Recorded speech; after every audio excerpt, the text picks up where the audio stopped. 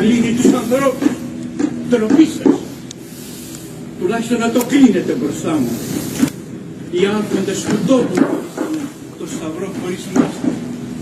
Και εσείς θα μου κάνετε επεισόδιο εδώ μέσα την ώρα του αγιασμού και να με απαγορεύετε να πω μέσα στις τάξεις επειδή δεν φοράω μάσκα.